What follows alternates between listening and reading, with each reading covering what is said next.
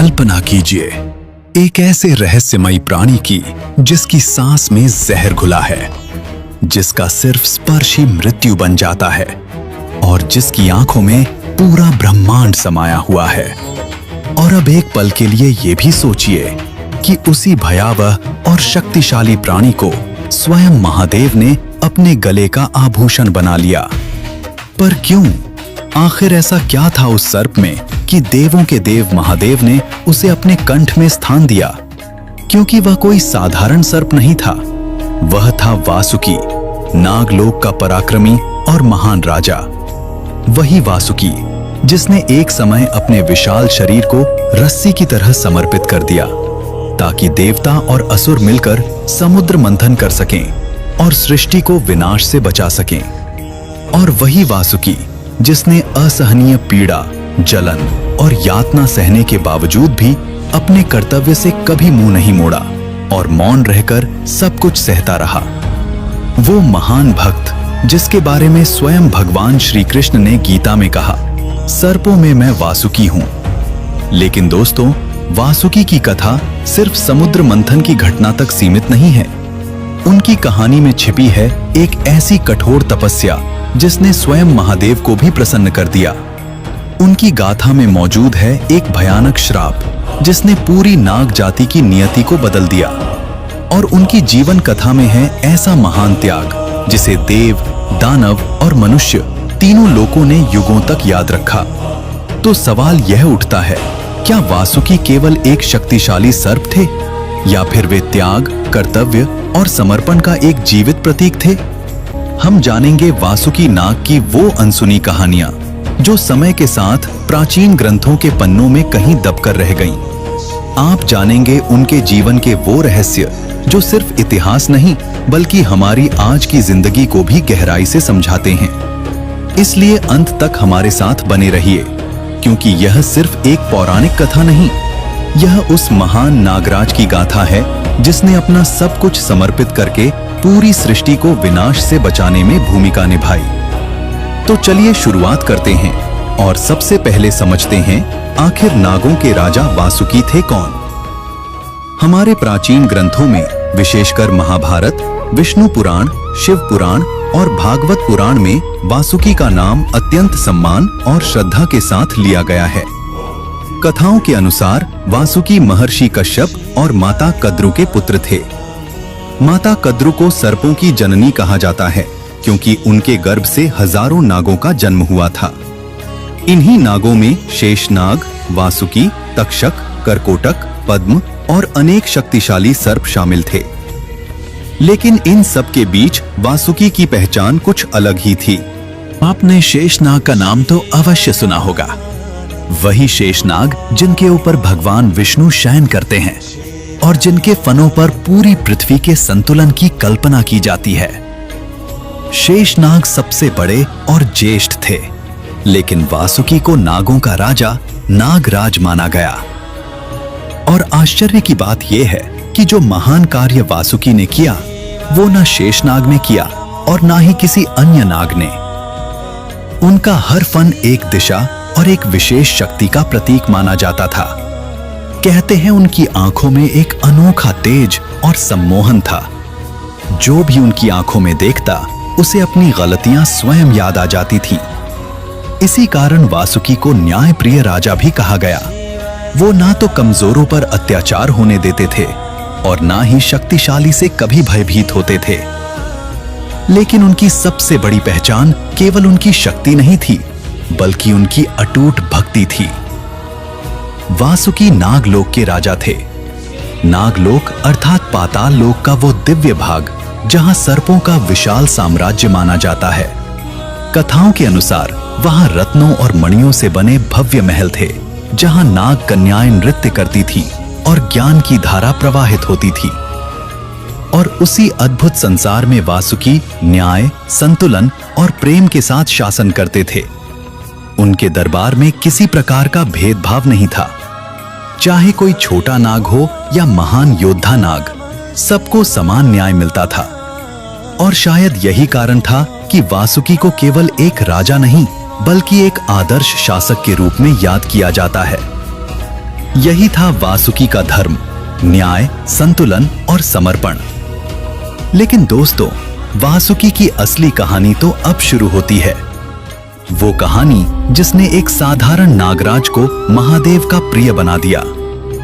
ये शुरुआत होती है एक अद्भुत तपस्या से, एक ऐसी तपस्या जिसने स्वयं भगवान शिव को प्रकट होने पर मजबूर कर दिया। बहुत प्राचीन समय की बात है, जब नागलोक अभी अभी बसना शुरू हुआ था और वासुकी अभी युवा थे।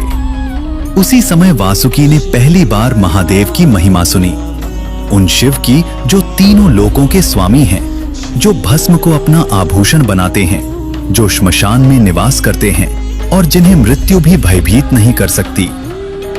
इन कथाओं को सुनते सुनते वासुकी के हृदय में एक गहरी इच्छा जाग उठी। उन्होंने मन ही मन प्रण किया, मैं अपना जीवन इन्हीं महादेव की सेवा में समर्पित कर दूंगा। और बस उसी क्षण से वासुकी ने कठोर तपस्या का मार्ग चुन लिया। वे हिमालय की एक निर्जन गुफा में जाकर बैठ गए। धीरे धीरे उन्होंने भोजन त्याग दिया, फिर जल भी त्याग दिया। दिन बीतते गए, फिर महीने बीत गए और देखते ही देखते कई वर्ष गुजर गए। कभी भयंकर तूफान आए, कभी बर्फ की मोटी चादर धरती पर जम गई, कभी धरती कांपी तो कभी जंगलों में आग की लपटें उठी। लेकिन वासुकी अडिग बैठे रहे। उनके शरीर पर दीमकें चढ़ गईं, उनके चारों ओर जंगल की आग भड़क उठी, फिर भी उनका ध्यान नहीं टूटा। उनके होठों पर बस एक ही मंत्र था, ओम नमः शिवाय, ओम नमः शिवाय, ओम नमः शिवाय। और फिर एक दिन वो क्षण आया जिसने सब कुछ बदल दिया। अचानक धरती कांप उठी, आकाश में गर्जना होने लगी। एक दिव्य प्रकाश उस गुफा में फैल गया और उसी प्रकाश के बीच वासुकी के सामने प्रकट हुए स्वयं भगवान शिव। जटाओं में बहती गंगा, माथे पर चमकता चंद्रमा, गले में रुद्राक्ष और चेहरे पर अद्भुत शांति। महादेव ने वासुकी की ओर देखा और उनके होठों पर एक हल्की मुस्कान उभरी। फिर शिव ने कहा, वासुकी, तुम्हारी भक्ति ने मुझे यहां आने के लिए विवश कर दिया। बताओ तुम मुझसे क्या चाहते हो? वासुकी ने धीरे धीरे अपनी आंखें खोली। सामने स्वयं महादेव खड़े थे। उनकी जटाओं में बहती गंगा, माथे पर चंद्रमा की शीतल आभा और आंखों में अनंत करुणा। वासुकी ने उन्हें देखा और विनम्र स्वर में कहा, प्रभु, मुझे कुछ नहीं चाहिए, बस इतना वरदान दे दीजिए कि मैं सदा आपके पास रहूं और आपकी सेवा कर सकूं। महादेव एक क्षण के लिए शांत हो गए, फिर उनके चेहरे पर हल्की मुस्कान आई और उन्होंने कहा, तथास्तु, आज से तुम मेरे कंठ के आभूषण बनोगे। जरा उस क्षण की कल्पना कीजिए दोस्तों, जिस भगवान के पास तीनों लोकों की सारी शक्तियां हैं, जो चाहे तो धन, सामर्थ्य, अमरता सब कुछ दे सकते हैं। लेकिन वासुकी ने क्या मांगा? न धन, न शक्ति, न अमरता। उन्होंने मांगा तो बस सेवा का अधिकार। यही होती है सच्ची भक्ति, जो मांगने नहीं समर्पण करने की भावना रखती है। और शायद इसी समर्पण को पहचानकर महादेव ने वासुकी को वह स्थान दिया जो किसी देवता को भी नहीं मिला, अपने ही गले में स्थान। आज भी जब आप भगवान शिव की किसी मूर्ति या चित्र को देखते हैं, उनके कंठ में जो नाग लिपटा दिखाई देता है, वह कोई और नहीं, नागराज वासुकी ही हैं। लेकिन दोस्तों, वासुकी की कथा यहीं समाप्त नहीं होती। अब आने वाला था वह समय जो उनके जीवन की सबसे बड़ी परीक्षा बनने वाला था। एक ऐसा दिन जब उनकी स्वयं की जान दांव पर लगने वाली थी। एक ऐसा निर्णय जिसका दर्द शायद मृत्यु से भी अधिक भयानक था। यह घटना है त्रेता युग की। देवताओं और असुरों के बीच युद्ध तो सृष्टि की शुरुआत से ही चलता आया था। कभी देवता विजयी होते तो कभी असुरों का पल्लड़ा भारी पड़ जाता।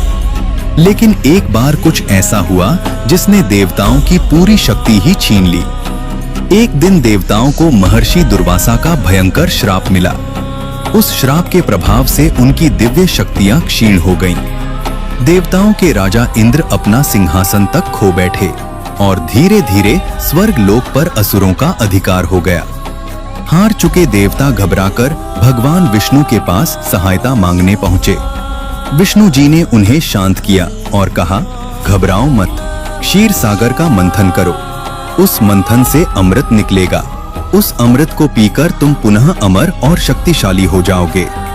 फिर कोई असुर तुम्हें पराजित नहीं कर पाएगा। लेकिन समुद्र मंथन करना इतना आसान नहीं था। मंथन के लिए मंदराचल पर्वत को मथानी बनाना था और उसे घुमाने के लिए चाहिए थी एक विशाल रस्सी।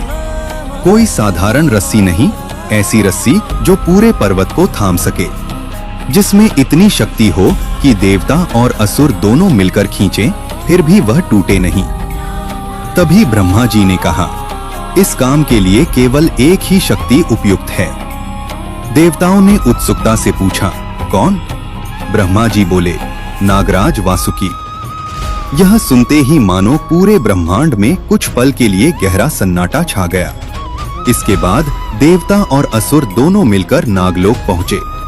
उस समय वासुकी अपने राज सिंहासन पर विराजमान थे। देवताओं ने हाथ जोड़ लिए, असुरों ने भी सम्मान से सिर झुका दिया।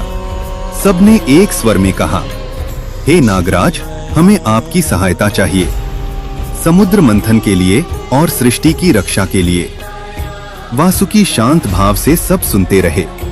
उन्हें तुरंत समझ आ गया था कि उनसे वास्तव में क्या मांगा जा रहा है, और वह यह भी जानते थे कि इस कार्य को स्वीकार करने का अर्थ क्या होगा। वासुकी सब समझ चुके थे। उन्हें पता था कि इस कार्य का अर्थ क्या है। मंदराचल पर्वत का भारी बोझ उनकी पीठ पर होगा। दोनों ओर से देवता और असुर उन्हें पूरी शक्ति से खींचेंगे। उनका शरीर टूटेगा, घाव होंगे और उनके भीतर का विष भी बाहर निकलने लगेगा। कुछ क्षणों तक वासुकी मौन बैठे रहे, मानो भीतर ही भीतर सब सोच रहे हों। फिर उन्होंने शांत स्वर में कहा, यदि इससे सृष्टि का कल्याण होगा तो मैं तैयार हूं। बस उसी क्षण से समुद्र मंथन की तैयारी शुरू हो गई। विशाल मंदराचल पर्वत को क्षीर सागर के मध्य स्थापित किया गया और वासुकी ने अपने विशाल शरीर को उस पर्वत के चारों ओर लपेट लिया। एक ओर देवता खड़े हो गए और दूसरी ओर असुर। फिर शुरू हुआ समुद्र मंथन। 1, 2, 3। जैसे ही पर्वत घूमना शुरू हुआ, पूरा समुद्र लहरों से उफान मारने लगा। लेकिन उसी के साथ शुरू हो गया वासुकी का असहनीय दर्द। मंदराचल का विशाल भार उनकी रीढ़ पर था।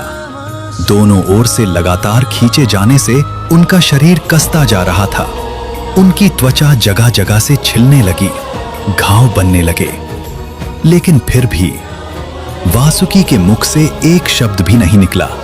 वो चुपचाप सब सहते रहे। उधर भगवान विष्णु ने एक चतुर योजना बनाई थी। उन्होंने देवताओं से धीरे से कहा, तुम सब वासुकी की पूंछ की ओर खड़े हो जाओ। असुरों ने तुरंत सोचा, हम तो सिर की तरफ खड़े रहेंगे। उन्हें लगा कि सिर में ही असली शक्ति होती है, इसलिए वहीं से खींचने पर वे अधिक बल लगा पाएंगे। लेकिन उन्हें ये नहीं पता था कि भगवान विष्णु की योजना कुछ और ही थी। जैसे जैसे समुद्र मंथन तेज होने लगा, वैसे वैसे वासुकी के भीतर का विष जागने लगा। धीरे धीरे उनके मुख से गहरा धुआं निकलने लगा। फिर धुएं के साथ साथ अग्नि के भयंकर गोले भी निकलने लगे और वे सीधे जाकर असुरों के मुख और शरीर पर पड़ने लगे। असुर जलने लगे, कुछ पीछे हटने लगे, कुछ दर्द से चिल्लाने लगे। लेकिन वासुकी को इसका एहसास भी नहीं था। उन्हें तो बस इतना पता था कि वे सृष्टि के लिए अपना कर्तव्य निभा रहे हैं। उन्हें यह भी नहीं मालूम था कि उनका अपना दर्द ही देवताओं की रक्षा बन गया है। समुद्र मंथन लगातार चलता रहा और तभी क्षीर सागर से एक के बाद एक अद्भुत और दिव्य वस्तुएं प्रकट होने लगी। सबसे पहले प्रकट हुई कामधेनु, वह दिव्य गाय जो हर इच्छा को पूर्ण करने की शक्ति रखती थी। फिर निकला उच्चैश्रवा, 7 मुखों वाला अद्भुत और दिव्य घोड़ा। उसके बाद प्रकट हुआ ऐरावत, 4 दांतों वाला विशाल श्वेत हाथी जो आगे चलकर देवताओं के राजा इंद्र का वाहन बना। फिर प्रकट हुआ कल्प वृक्ष, वह दिव्य वृक्ष जिसके नीचे बैठकर किसी भी मनोकामना को पूरा किया जा सकता था। इसके बाद प्रकट हुई स्वर्ग की अप्सराएं, जिनमें रंभा जैसी अद्भुत सुंदरी भी थीं, जिन्होंने स्वर्ग की शोभा को और बढ़ा दिया। फिर प्रकट हुई मां लक्ष्मी, समृद्धि और सौभाग्य की देवी, जो आगे चलकर भगवान विष्णु की अर्धांगिनी बनी। और अंत में प्रकट हुए भगवान धन्वंतरी, देवताओं के महान वैद्य, जिनके हाथों में था अमृत से भरा दिव्य कलश। समुद्र मंथन जारी था और एक के बाद एक अद्भुत रत्न क्षीर सागर से प्रकट होते जा रहे थे। देवता प्रसन्न थे, क्योंकि हर नया रत्न उन्हें विजय के और करीब ले जा रहा था। लेकिन तभी समुद्र की गहराई से कुछ और प्रकट होने लगा, कुछ ऐसा जिसे देखकर देवता और असुर दोनों के चेहरे का रंग उड़ गया। अचानक समुद्र का पानी काला पड़ने लगा, हवा में एक अजीब और भयानक गंध फैल गई, ऐसी गंध जो नाक और फेफड़ों को जलाकर रख दे। पानी उबलने लगा, चारों ओर के पेड़ सूखने लगे, आकाश में उड़ते पक्षी एक एक करके नीचे गिरने लगे। और तभी क्षीर सागर से बाहर निकला हलाहल, कालकूट महाविष, ऐसा विष जो अगर फैल जाता तो पूरी सृष्टि एक ही क्षण में नष्ट हो सकती थी। ये दृश्य देखकर देवताओं के चेहरे पर भय छा गया, असुर भी घबरा उठे, सब दिशाओं में अफरा तफरी मच गई। देवता भागने लगे, असुर भी पीछे हटने लगे, स्वयं ब्रह्मा जी भी कुछ क्षणों के लिए स्तब्ध रह गए। लेकिन उस भय और अराजकता के बीच एक व्यक्ति अब भी वहीं खड़ा था, नागराज वासुकी। वह अब भी उसी मंदराचल पर्वत से लिपटे हुए थे। वे भाग भी नहीं सकते थे, क्योंकि उन्होंने अपना वचन दे दिया था। हलाहल की भयानक गंध धीरे धीरे उनके चारों ओर फैलने लगी। उनका पूरा शरीर जलने लगा, मानो अग्नि में तप रहा हो। लेकिन फिर भी वासुकी अपनी जगह से एक कदम भी नहीं हिले। चारों ओर एक ही प्रश्न गूंजने लगा, इस विष को कौन रोकेगा? और उसी क्षण तीनों लोकों में एक ही नाम गूंज उठा, शिव। फिर आगे बढ़े भगवान शिव, उनके साथ थी माता पार्वती, जो इस भयानक विष को देखकर चिंतित और व्याकुल हो उठी। माता पार्वती की आंखों में चिंता साफ दिखाई दे रही थी। संपूर्ण ब्रह्मांड जैसे उस क्षण सांस रोककर खड़ा था। भगवान शिव आगे बढ़े, उन्होंने उस भयानक हलाहल विष को अपनी हथेली में उठा लिया। देवताओं की धड़कनें थम सी गईं और अगले ही पल महादेव ने वो विष पी लिया। ये दृश्य देखकर सब स्तब्ध रह गए। तभी माता पार्वती तुरंत आगे बढ़ी और उन्होंने शिव का कंठ पकड़ लिया, ताकि वो विष उनके शरीर में नीचे ना उतर सके। वो भयंकर जहर महादेव के कंठ में ही रुक गया। धीरे धीरे उनका कंठ गहरे नीले रंग में बदलने लगा और तभी से भगवान शिव नीलकंठ कहलाए। लेकिन उस पल एक और साक्षी था, जो इस दृश्य को बहुत करीब से देख रहा था, नागराज वासुकी। वो उसी समय शिव के कंठ से लिपटे हुए थे। समुद्र मंथन का दर्द तो वो पहले ही सह रहे थे, लेकिन अपने ही आराध्य को विष पीते देखना, ये पीड़ा उनसे और भी गहरी थी। वासुकी की आंखें नम हो गईं। उन्होंने महादेव के कंठ को और कसकर थाम लिया, मानो वो मौन में कह रहे हों, प्रभु मैं आपके साथ हूं, मैं हमेशा यहीं रहूंगा। महादेव ने अपनी बंद आंखों से वासुकी की उस भावना को महसूस किया और उनके होठों पर एक हल्की सी मुस्कान आ गई। लेकिन दोस्तों, समुद्र मंथन के बाद भी वासुकी की कथा समाप्त नहीं होती। एक और घटना है जो उनके त्याग को और भी महान बना देती है। बहुत समय पहले ब्रह्मा जी ने 3 शक्तिशाली असुरों को वरदान दिया था, तारकाक्ष, विद्युन्माली और कमलाक्ष। इन तीनों ने मिलकर 3 अद्भुत नगरों का निर्माण किया, एक सोने का नगर, एक चांदी का नगर और एक लोहे का नगर। इन तीनों नगरों को मिलाकर त्रिपुर कहा गया। ब्रह्मा जी का वरदान था, इन तीनों नगरों का विनाश तभी संभव होगा जब वे एक सीध में आ जाएं, और उस समय उन्हें केवल एक ही बाण से नष्ट किया जा सकेगा। समय बीतता गया और इन असुरों का अहंकार बढ़ने लगा। उन्होंने तीनों लोकों में अत्याचार फैलाना शुरू कर दिया। देवता फिर से परेशान हो उठे और सहायता के लिए भगवान शिव के पास पहुंचे। तब महादेव ने त्रिपुर के विनाश का संकल्प लिया। उन्होंने अपना विशाल दिव्य धनुष उठाया, लेकिन एक समस्या थी, उस धनुष की डोरी नहीं थी। महादेव कुछ क्षण सोच में पड़े। तभी अचानक उनके सामने वासुकी आगे बढ़े और विनम्र स्वर में बोले, प्रभु, मुझे अपनी धनुष की डोरी बनने का अवसर दीजिए। शिव ने वासुकी की ओर देखा। उनकी आंखों में करुणा और संतोष की झलक थी। महादेव हल्के से मुस्कुराए और बोले, तथास्तु। अगले ही क्षण वासुकी ने स्वयं को उस विशाल धनुष की डोरी में परिवर्तित कर लिया। अब शिव ने अपना दिव्य धनुष उठाया, उस पर पाशुपतास्त्र चढ़ाया। समय जैसे ठहर गया और तभी वो क्षण आया जब सोने, चांदी और लोहे के तीनों नगर एक सीध में आ गए। महादेव ने धनुष खींचा और एक ही बाण छोड़ दिया। अगले ही पल पूरा त्रिपुर भस्म हो गया। आकाश में देवताओं की जय जयकार गूंज उठी। चारों ओर उत्सव का वातावरण था। सब महादेव की महिमा गा रहे थे। लेकिन उस विजय के पीछे एक और शक्ति थी, नागराज वासुकी। फिर भी उन्होंने न कोई गर्व किया, न कोई श्रेय मांगा। विजय उनकी नहीं थी, प्रशंसा भी उनकी नहीं थी, लेकिन सेवा उनकी थी और उनके लिए वही पर्याप्त था।